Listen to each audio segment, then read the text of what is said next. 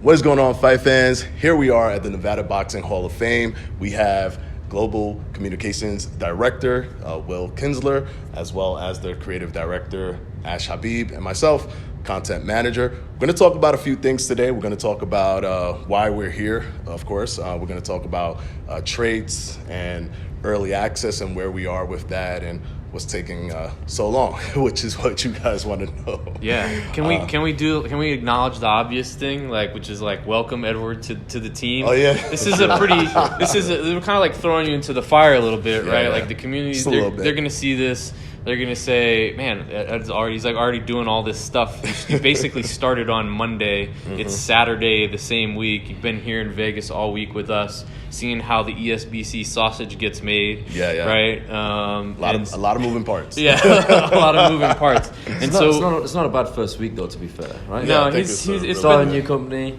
first week in Vegas. You know? Yeah, that's pretty. Yeah, it's pretty different. Not too bad. And so, this is our third, fourth round table. We've been doing these. We're trying to find ways to keep the community updated. This is a little bit different. We don't have Todd with us this week. He's off doing a fight card in the UK, and so. So hang on, that was nothing to do with us being in Vegas and making sure Todd wasn't with us around that time. I don't think so. I don't think so. I mean, I don't know if he watches this. We'll watch it, but if he does, then I guess you'll have to explain that. Sorry, Todd. We're having fun. Okay, so we'll talk a little bit later about why we're here and why it's important for us to be here at the Nevada Boxing Hall of Fame. But we know, beginning of the video, it's kind of like elephant in the room, right? We've been doing these round tables. Every time we talk a little bit about when's early access going to happen, what are we doing? What's going on, Ash? Why can't we just throw the date out there? Yeah. Listen, I've tried half-heartedly doing that once before, right? And it didn't work too well. So, look, early access, the game that we're making, there's a lot of moving parts to what we're trying to achieve here. And the community that we've built, obviously the boxing fans, but also, the boxing community as well, which is one of the reasons why we're here. We're making good progress like we said in last month's roundtable, and we're at a point now where we feel like the game is a fun game to play. We've been getting feedback in the play tests that we've done, but there has been some feedback that we have to take on board and also work towards in terms of fixing issues, fixing bugs. Obviously we don't want to launch anything with game-breaking bugs, right? So we're making sure those are and fixed. We shouldn't be. I think we were talking about this a little bit before, but I think people hear stuff like we have people play the game, they like it, they say it's fun. Yeah, there's some bugs, and so then people wonder, well, why don't you just put it out? It's ready, it's fun, and it's early access. So yeah, it's early access. So we'll accept it, right? But it's not quite that simple. I think there's bugs that we can't ship. Right? There's bugs that might happen too often. A bug is not necessarily just, some of the things you might have heard about, like the referees being a little wonky right now. A bug can also mean like the game crashes and you can't play it, right? These are just things that are a part of game development, and there's bugs that might be okay to ship in early access because they don't happen too often or they don't totally ruin the experience. And then there's bugs that just absolutely have to get fixed. And so bugs is part of it. We have online testing that we have to do in order to make sure that the game can actually run online, because we are shipping on day one online play.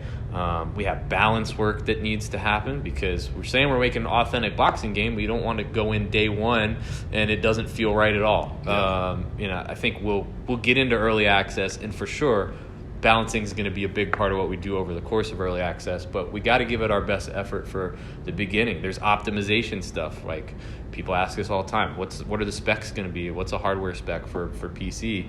And we want to be able to give one that's reliable and make sure that when you go into the game, that if you're fighting in one venue, you don't have some crazy, terrible frame rate versus another one. These are all things that are not very interesting to talk about, right? But they're all part of making a video game. And for us, I think it's the thing that we don't maybe we don't say it all the time, but it's like making video games is just hard. Yeah. It's just hard to make a video game. For sure. I've shipped like 30 video games. Every time it's hard. It's not, and for us with being a small studio, I think we probably, even when we're talking with our community, take for granted a little bit, how far we've come. We've talked about some of that this week about, it's like you just wanted to make a video game, right? A guy who had never done that before. No, that's true. That's true. And I don't know how to. I mean, maybe you can talk about that a little bit, because it's like you got two brothers that made video games, but but you said help me out, guys. Help me do this. So my brother Asad, he'd been in the video game industry.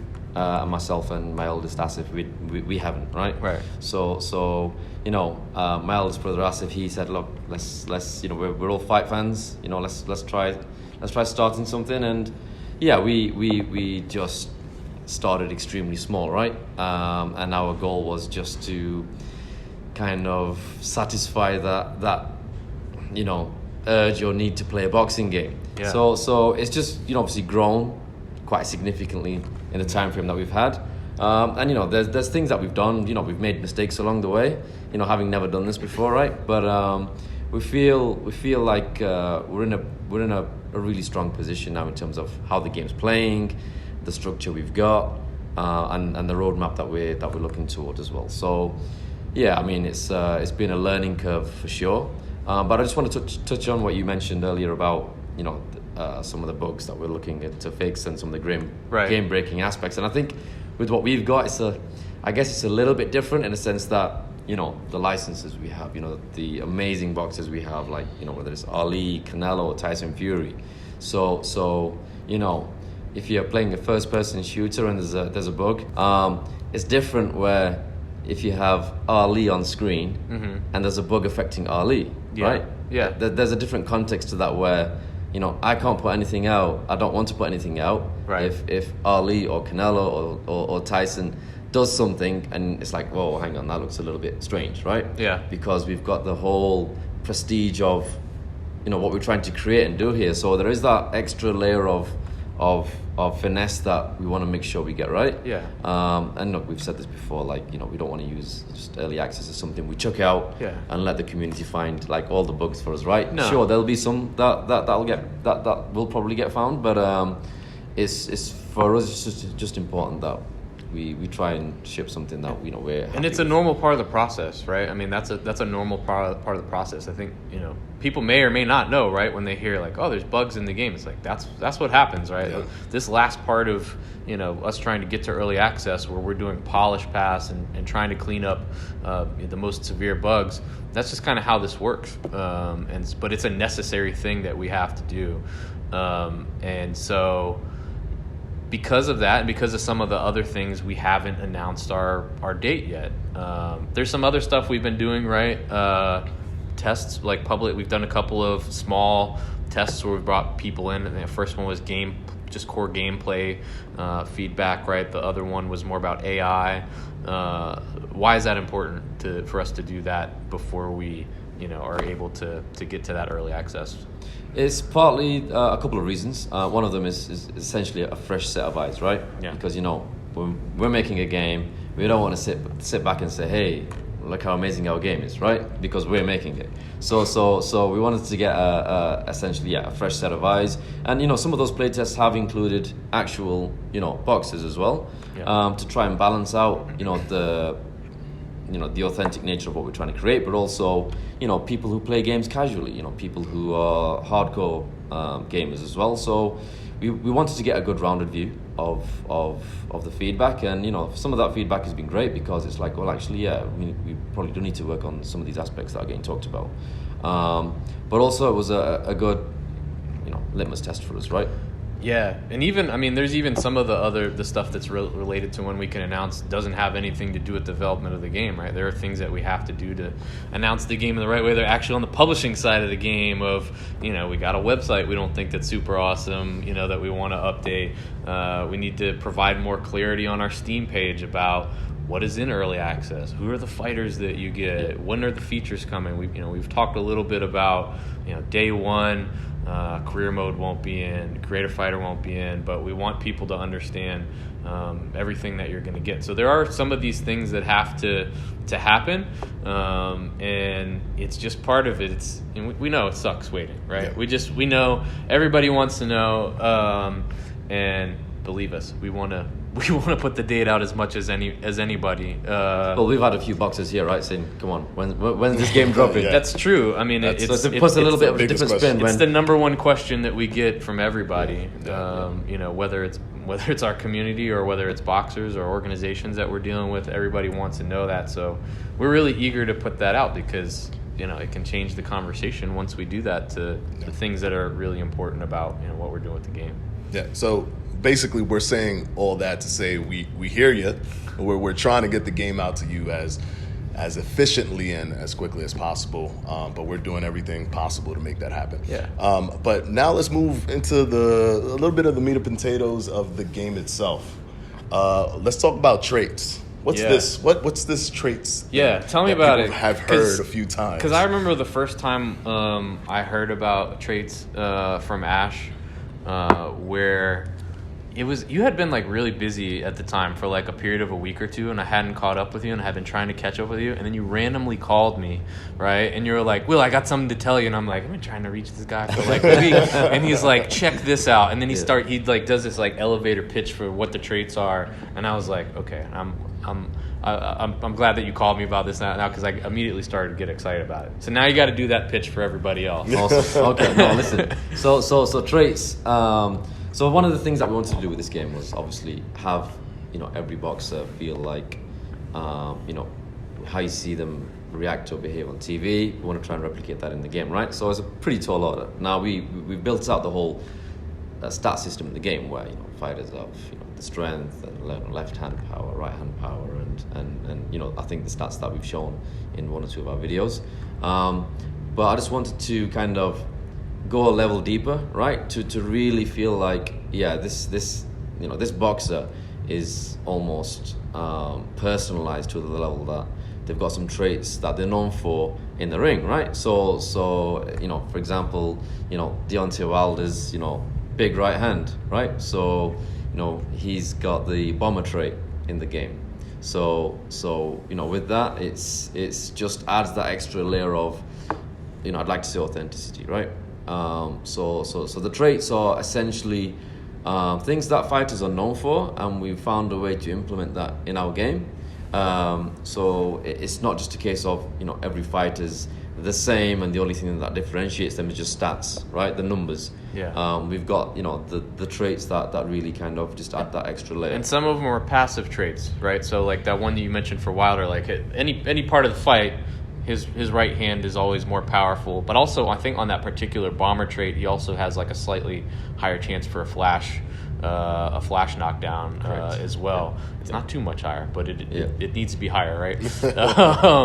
And so that's a passive trait. These things that fighters have all the time. And then there's active traits, right, that are situational, where something happens in the fight, and, you know, there's a moment or something that happens and it's just temporary, right? Yeah. For example, you know, there's fighters that you know, one of my favorite fighters in Archie Rogati was like, sometimes I felt like he was most dangerous when actually he was hurt, right? So you know, if he was taking a lot of shots, you could never really truly count him out. You know, whether it's the Ruelas fight, or some of the other wars that he's been in, it was always the case of, you know, you can never count him out. And, you know, how do we portray that in a video game, right? Yeah. So we just found that the traits were a very good example or a way of doing that. So like, he's, you know, more dangerous essentially when he's in those situations. Yeah, and so we have some traits that will be assigned to fighters at the start of early access, but also we just have we have an ability to sort of just create traits as we go, right? I think that's one of the things that's coolest about it, because, you know, especially these sort of active traits where it's situational, where we might be able to make somebody more dangerous after they get knocked down for a short time, and, you know, the type of things that we can control or change and alter are, you know, everything that you could possibly think of, from accuracy to speed to fatigue to their ability to take damage, And so we have traits, for example, where there's a trait where later in the fight somebody actually gets a second win, right? Yeah. And that they can be stronger over the course of a fight. And so it makes you talked about it's about authenticity, but it also creates a lot of variety in what you see, right? So that you can make choices as a player of, well, do I value this sort of trait over another one? But also when you're playing against the AI, things that you have to think about when you're fighting that fighter.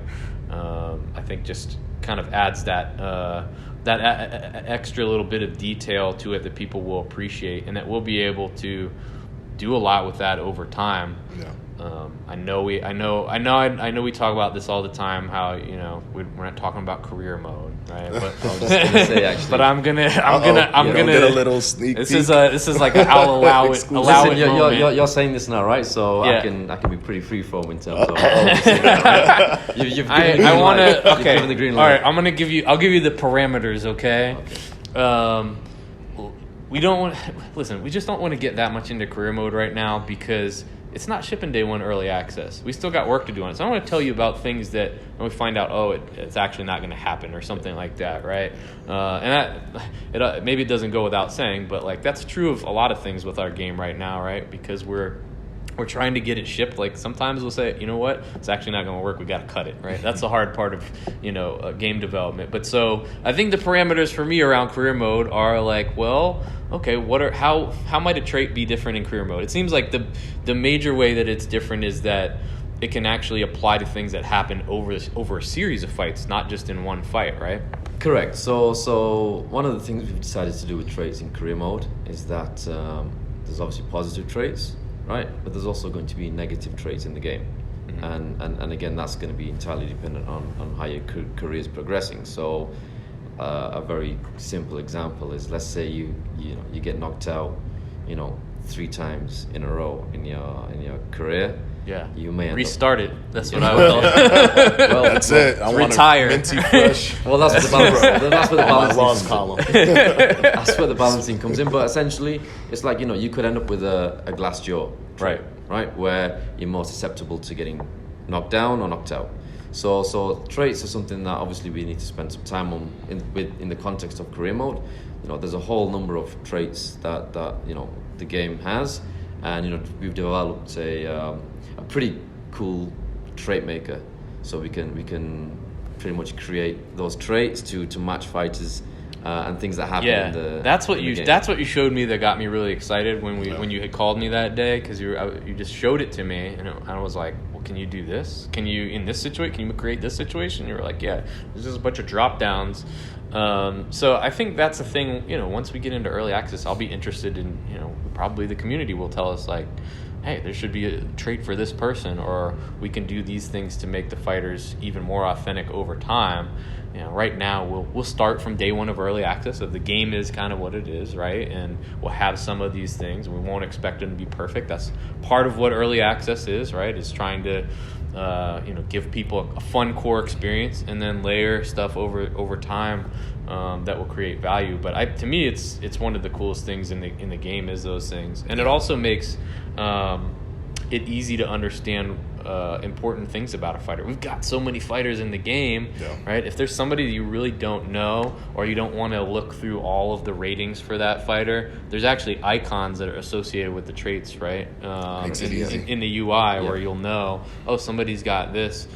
This gives me at least a little bit of basic information. So if you're a new player, or even if you're a core fan, that's, I think, stuff that people will appreciate and understand. For sure, I think it adds a lot to the game, and the traits is probably another example of, I suppose, just the whole philosophy around the studio, right? In terms of, I get asked a lot in terms of, we are a small indie team, right? Trying to create something, that we're hoping is going to be pretty special. And it's like, how is it that, we're able to do this, with the resources we have? And I think the passion that we've got with, the development team. So the scope and the design around traits was just going to be that, in terms of, right, there's certain fighters with certain traits. And, one of our programmers, Ethan, he came out with the actual trait creator, right. The tool that allows you to make all the different combinations. And that wasn't something that was part of that design. That just came out of I guess the pure innovation that we've got in the team. Right? Yeah. Where and I think that's one of the ways, or one of the reasons why the game is playing and how it is right now, because of things like that. And that's what's cool. That's what's cool about game development, right? Is sometimes a lot of it is you're trying to solve a problem, right? Like, how do we want to make these fighters, as individual and unique and as true to form as possible. And so it's like, well, how do we, there's going to be a lot of fighters. How do we do that? So you make a tool, and that gives you one thing. It is important. I know you and I were talking about this the other day in the context of, we talk about wanting the fighters to be authentic, and there's a bunch of different ways that we do that, right? We got to make them look right. Yeah. And that's where the scans and the art and all that kind of stuff comes from. They got to be rated appropriately with their, make sure, their punch power is correct, and their, ability to take damage and stamina and all that kind of stuff. Then there's the animation side of it, right? Yeah. Does Ali move like Ali? Do the fighters perform the way that they want to? And then traits is kind of like this extra layer that probably we haven't put a whole lot into the conversation so far. We've talked a little bit about some of the other things. Yeah. And so that's actually quite a few different things that have to come together to make a fighter who they are in ESBC, which one is pretty exciting, because hopefully that will mean people feel like the fighters are unique, and two, that's a lot of work. That's a lot of stuff that has to happen, across each of those dimensions in order to make sure that the fighters are right. But yeah, I think traits is, we're kind of given a little sneak preview talk today about what it is, but I think, over time it's going to be something that hopefully we'll be able to do a lot more with and engage in the conversation with our players about how to move that forward and use it to help make the game even better. Yeah, and one of the things that I love about the concept of traits is literally that what you mentioned earlier is the ability to pick people for other reasons other than stats. Yeah. Like other reasons that make you, what works for you, what's something that you like to do, how do you like to play? Are you aggressive? Are you, a counter puncher? Are you, on your back foot a lot? Those kind of things. Hot take, we'll give me a little hot take moment, right? But on some level, I feel like as a player, like stats are a little bit overrated, right? Yeah. We know overall rating is a bit overrated because it's a thing that people talk about, but it actually is like the one stat that doesn't have a function in terms of how it impacts the play, right? It just tells you, is this fighter good? Or they, if somebody's a 90 and somebody else is 70, okay, this one must be a lot better, right? And then individual ratings matter, but I feel like in our game, and in general, it's, if you have a style that you like, you want to find the fighter that is your style. And we have so many fighters in our game, and we want to make them all viable. It's not, why would we have all these fighters for people to choose 3 fighters, right? Yeah. That doesn't make any sense. Exactly. And in the fights that we have, it totally plays out that way. Yeah. Ash and I fought each other for the first time the other day. It was a good battle. And he had a fighter that had a little bit better reach to me, and it changed the way that I fought, because I like to fight kind of on the edge, on the outside, and it made it tougher. You to go in. Every time I fight, Edward and I, we have like tons of battles. At heavyweight, I can't. When he uses Tyson Fury, I can't beat him.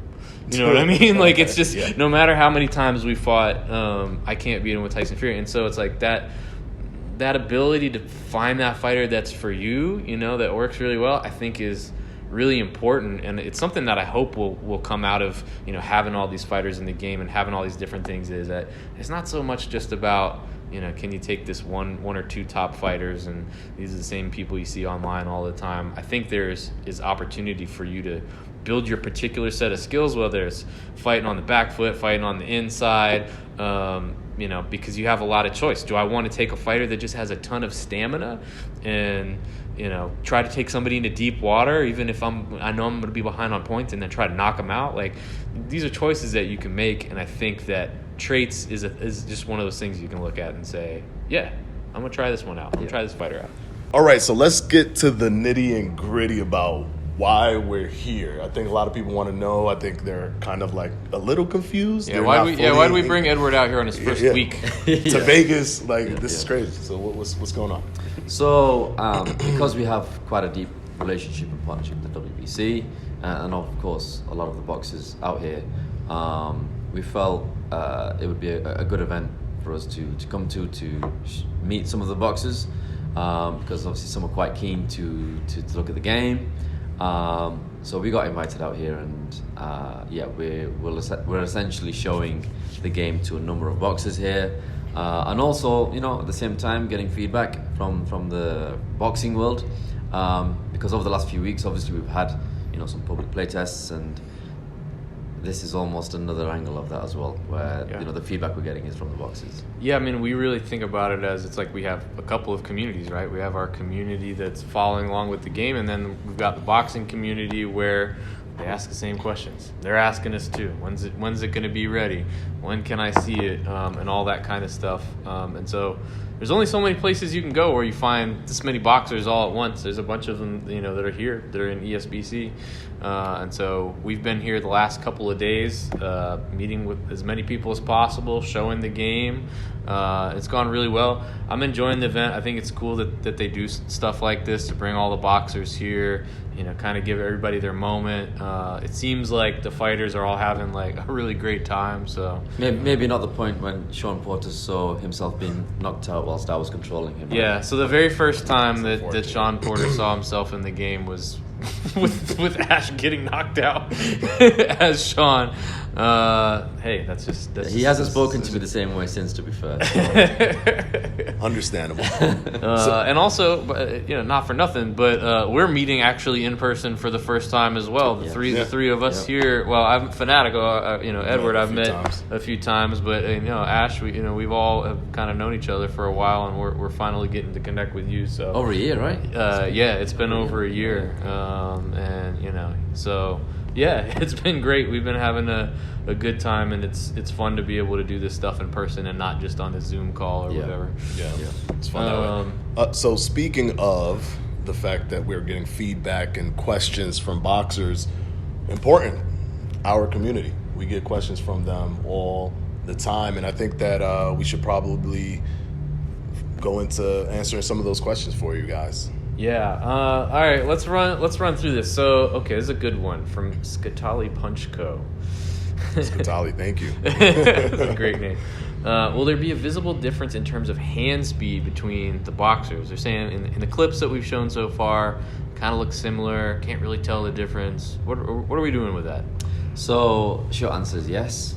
You know, with weight classes, you know, heavyweights naturally will be punching slower than, you know, the welterweights and the lightweights. So yeah, there'll be some hand speed variations for sure in our game. Okay. All right. So Marcus 007, not sure if this has been asked, but will we see different versions of the fighters in the game? In other words, will they appear in different weight classes, that sort of thing? Correct. Yeah. So there will be different versions in terms of, like, you know, there'll be a Canelo at welterweight, there'll be a Canelo at middleweight. Yeah. Yeah. So we'll have, there's fighters that obviously they fought across several divisions, and so we'll have that. And so, like, early access, there are fighters like Canelo who will be in a few different classes. I think people also wonder about, you know, when they see different versions, they're also sometimes thinking about, like, is this a younger version of this person versus older? We have at least one of those right now, right? Which is Johnny Nelson. There's actually two versions of him. Correct. That we're building. But in early access, we don't have a ton of that. It's the sort of thing that's maybe more of a future thinking sort of thing, right? Yeah, that's right. So you know, for essentially version 1, the full release, there will be different fighters appearing in terms of different parts of their career, right? So there'll be a prime version, and then potentially a comeback version, right? So we have a few in the pipeline where you'll be able to control essentially the comeback version of that fighter. If or whether to, you know, do a potential comeback, you'll be actually playing them in the game. So yeah, there'll be different versions. Obviously not for every fighter in our roster, because that'll be pretty insane. But yeah, there'll be some select few fighters that'll be the case for. Oh, this is a good one because I actually don't know the answer to this question. Great. Blasta X, will some referees correct a boxer for excessive taunting? Is there any penalty for taunting over and over again aside from like you're just a jerk or whatever? Like It's technically in the rule books where referees can do that in real life. I don't think we have something No, like we that, don't, do we? we don't have anything in terms of excessive taunting. I mean, I guess if somebody was doing that, they'd probably Yeah. get knocked out pretty Yeah, quick. to that's be the fair. penalty. Yeah. The Yeah. penalty We don't is have you're that so open to get yet. hit. So we could think about it. I mean, we have, if you're excessive, fouls, right? Yeah. Then you can get a fight stopped. But Yeah. I don't think we have that around around I don't taunting. know how yet. fun that would be though, to keep people from taunting all the time. I don't know how fun it would be if you keep taunting all the time if I'm fighting you. That's true. On the other hand, It makes it easy for it you, is, though. it is satisfying to like knock somebody out while they're taunting. So Yeah. I don't know. I guess we'll have to keep an eye on that Yeah. one. We'll see how it goes. Okay. Okay. So this is not a suggestion. This is actually the person's name. Their name on Discord is add Mike Tyson to the game. He asks. I thought this was kind of obvious in the videos. Maybe not. He says, "Does the game have motion blur?" Right? Yes. Yeah, it does. It does. Right? It does. I thought it was you obvious. see see that. it. Yeah, I mean it's a little bit challenging in terms of because we have environments and venues that obviously are very visual in terms of the crowd and what's taking place in the ring, and because of essentially the movement system in the game and how fluid the fighters are, there is quite a bit of camera movement as well. So for us, we just tried to make sure that it wasn't jarring to players. If the camera was moving too much. So the whole motion blur piece, I mean, whilst we haven't finalized it yet, it is something that we are thinking about in the game. Cool. Hanzo Hasashi asks, will we get female fighters on early access day one? We've already talked about this a little bit in the past with some of the day one fighters that'll be in the game. I think maybe we're getting asked this because... So the answer is yes, by the way. I think maybe we're getting asked Spoiler about this alert. because we have not shown any of the female fighters in our game yet from the women's division. So, that's maybe why. So, yeah, the answer is yes. And I think we're getting close to where we'll be able to show some of the women. We do have a bunch of them that will ship on day one in early access. So you're hopefully not too far along from when you'll start to see them. But yeah, there's it's more than just a couple. There's quite a few. Yep. That'll be on day one. Mr. Arter, is there a chance the referee stops the fight if you take a knee? Stops the fight if you take a knee. Yeah, if you take a knee 3 times, that's going to be classed as being So taken out. is it 3 if times. I take a knee 3 times, or is it just like, so say I get dropped twice and take one third time, can I take up to 3 knees, or is it a combination If there's of a two? 3 knockdown rule, Yeah. taking a knee counts as a knockdown, right? Yeah, Right. So okay, so it's whatever combination of being knocked down 3 times. correct. Okay. Yeah, so don't do that. Don't keep taking a knee. Might as well Take it go 3 times. go out on your shield at that point. You can actually also get points deducted if you hit somebody as they're taking a knee. So if they're taking a knee and Right. you hit them Interesting. whilst they're on the floor, Yeah. you'll get a points deduction for Is that something that you do? I feel never like do that. any illegal taunts or fouls in the game. I've never seen it because I don't take a knee.